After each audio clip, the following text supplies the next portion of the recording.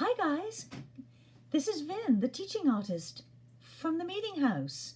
I miss you all, and I'm hoping by now that you've got some really good routines down, that you're washing your hands, that you're being kind to each other and thinking of others. It's a really unusual time, so these things are really important right now. I thought we'd have a lot of fun this morning looking at the work of a Swiss artist who lives in New York called Ugo Rondinone. He is a sculptor and he makes all kinds of different kinds of work. But what I wanted to show you was some of the sculptural faces that he makes. At the meeting house, we're always talking about getting information about how people around us may be feeling by looking at their body language and facial expressions. Let's look at what Mr. Ugo has made, and I think it will inspire you. In part 1 of the video, we're going to look at his work. In part 2, I'm going to show you how we're going to make the dough, and then you guys will have a lot of fun making your faces. So let's take a walk through his work. Here he is, Mr. Ugo, in a gallery with some really big pieces of sculpture that he makes. Let's look at the sculpture that he makes that often goes in public places. You can get a lot of information by looking at people's mouths, people's eyes, and it gives you a feeling of how they're feeling.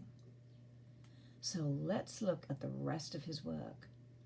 I thought you guys would really enjoy this because there's no right way to make a face. You can see they're all different.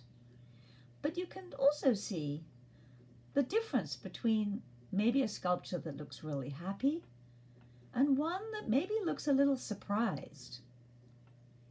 I thought that these two were beautiful because they really show somebody with joy.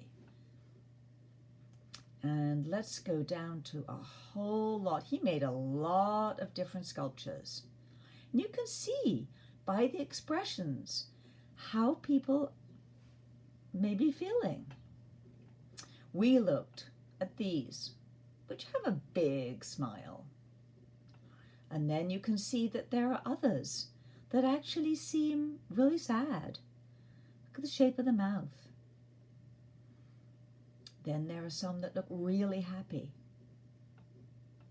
I like this one because I think the sculpture looks curious. His head is on one side, wondering. And not one is the same.